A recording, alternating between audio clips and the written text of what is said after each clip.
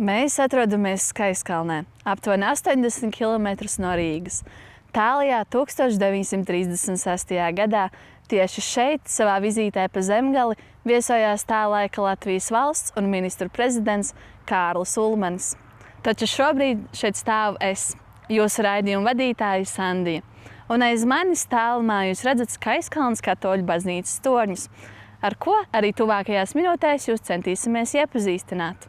Katrai baznīcai ir savi stāsti, leģendas, noslēpumi. Man aiz muguras atrodas pilnajā nosaukumā Skaiskalnes Vissvētākās Jaunavas Marijas debesīs uzņemšanas Romas katoļu baznīca. Šo baznīcu sāka celt 17. gadsimtā. Tā ir pārcietusi daudz vēstures notikumus, abus pasaules karus, bet stāv vēl šodien. Ejam skatīties!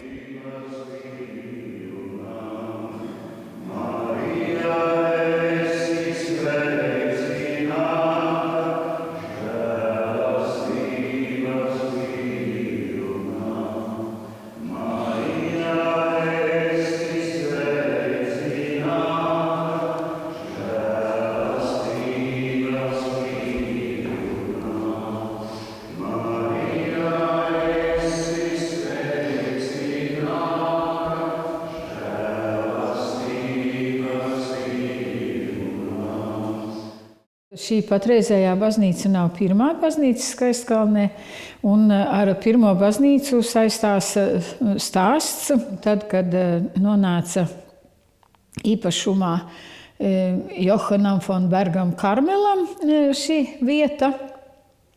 Tad ir tāda leģenda, kad šis kungs zaudēja redzi. Viņš ļoti lūdzās, un caur savām lūkšanām deva arī tādu apsolījumu. Ja viņam izdotos atgūt redzi, tad viņš Šenbergā uzceltu dievnamu, un tam brīnumam bija lemts notikt.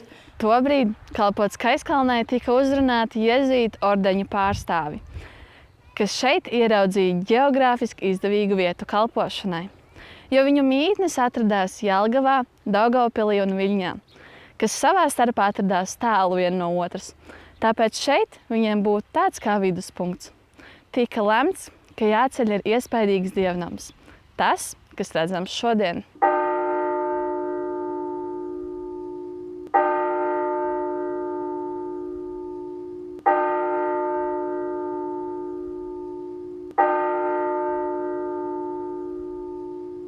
Mēs esam ienākuši Skaiskalnes dievnamā, kas ir daudzos veidos izcila, gan kā baroka pērle, gan kā pirmā baroka baznīca Latvijas teritorijā, gan arī kā ļoti spēcīga garīgā vieta no laiku laikiem.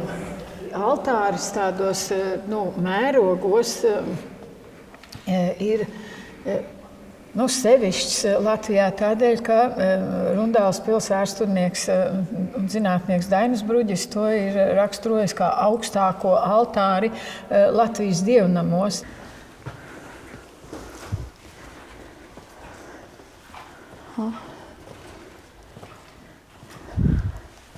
Mēs esam pie ērģelēm. Jā, šis ir ērģeļu prospekts. Arī visai oriģināls, bet pašas ērģeles gluži tādas nebija. Es ceru, ka viņas ir restaurācijā, arī te ir nomontēta nost. Iespaidīgas, jā. Bez šaubām. 18. gadsimta beigās ar Romas pāvesta rīkojumu jezuītu ordenis tika aizliegts. Tad kādu brīdi baznīcā kalpoja vairāki mācītāji. Taču viss izmainījās 1929. gadā. Tika uzaicināti no Bavārijas kalpot kapucīņu mūki. Un šis laiks arī iegājis vēsturē ar jau cita veida garīgo dzīvi, kad viņi arī savu izglītojošo darbību skolās un arī pagasta teritorijā izvērsa. Pēc Otrā pasaules kara, kad arī daudzi cilvēki vēl slēpās no padomju varas, tad šie klosteru mūki arī palīdzēja daudziem cilvēkiem slēpties. Tas arī bija viņiem apsūdzības pamatā, kad arī šo klosteri likvidēja, un tāpēc viņus arī uz Sibīriju izsūtīja par to, ka viņi ir palīdzējuši kārtīgiem latviešu patriotiem slēpties. Labdien! Labdien!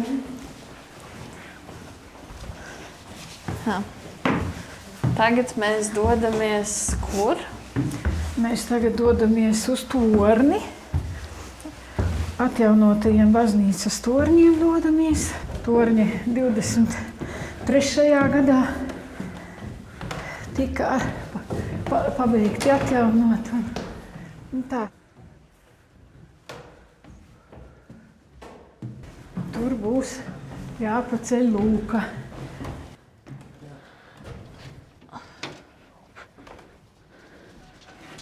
Un te pavarās skats uz Lietuvu un Latviju. Uz visu Skaiskalni.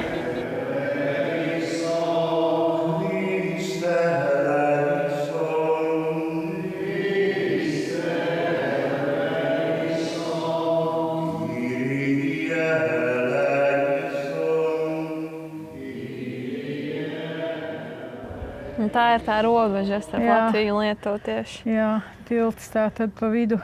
Arī no baltu dienām ir saglabājies rotājums vai dekorācija, ko iedzīvotāji neļauj ņemt nost, visiem patīk.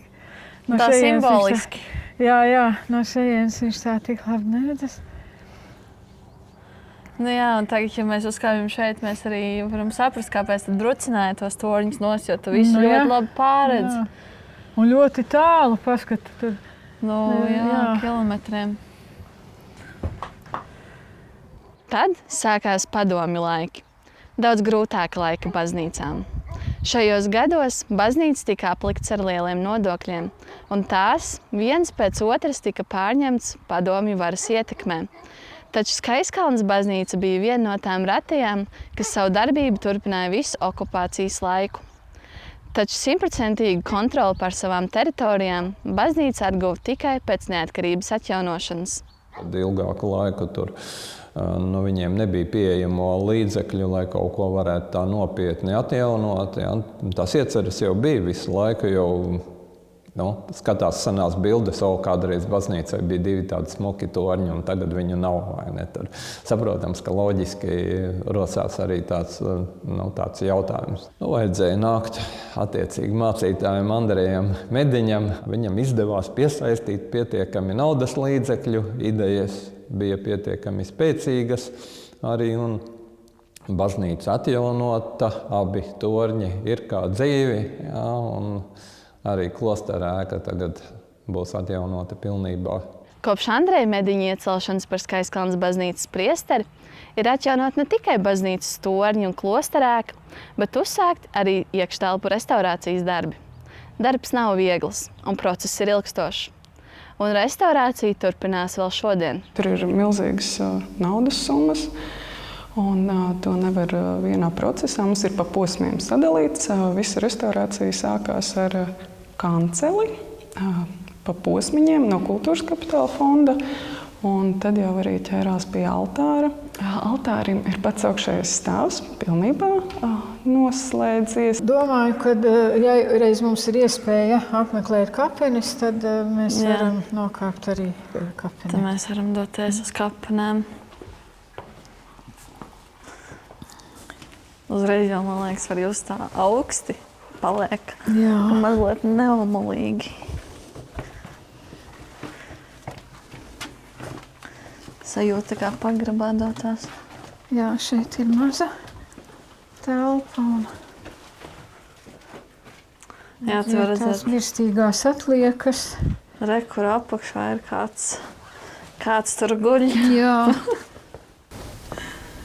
Vai šādi vispār var pateikt, kas tur guļ, vai ir zināms? Ir saraksti ar šeit abadītajiem, bet vairs nevar pateikt, kas ir kur.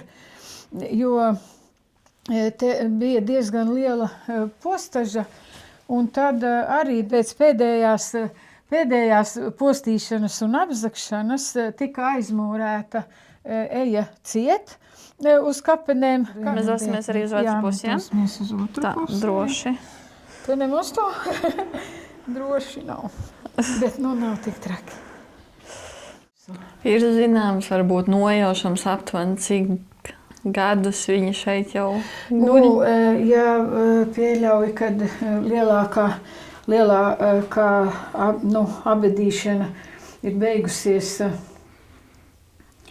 18. gadsimta beigās, tas 1700. gadu beigās, tad var parēķināt, cik tas sanāk. No 1700. Var teikt jau no 800. Tad... kādi 200 gadi? Jā, apmēram, jā. Dievs, kungs, lai tev visu, ko tu mums darīji, kungs, tu darīji taisnīgi, jo mēs grēkojam par tevi un neklausījām tavām pavēlēm. Tomēr dari un godu savam vārdam un rīkojas ar mums saskaņā savu žālsirdību. Ar šim jūties slavu. Mūsu tā lielākā cerība ir atjaunot visu altāri. Jā, jo ātrāk, jo labāk. Mūsdienu sabiedrībā pamatā, ja cilvēkiem klājās tā ļoti labi, tad palīdzību pie Dieva īpaši nemeklē. Ja? Kad visa vēsture rāda, kad ir tāds ticības pieaugums tieši grūtos laikos, kad ir kaut kādi kari, nemieri un tādi lieli satricinājumi. Tad atkal pieaug ticīgo skaits. Cerams, ka nebūs tādas satricinājumi. Var iztikt bez ticīgo skaita pieauguma, bet tādas satricinājumus nevajag.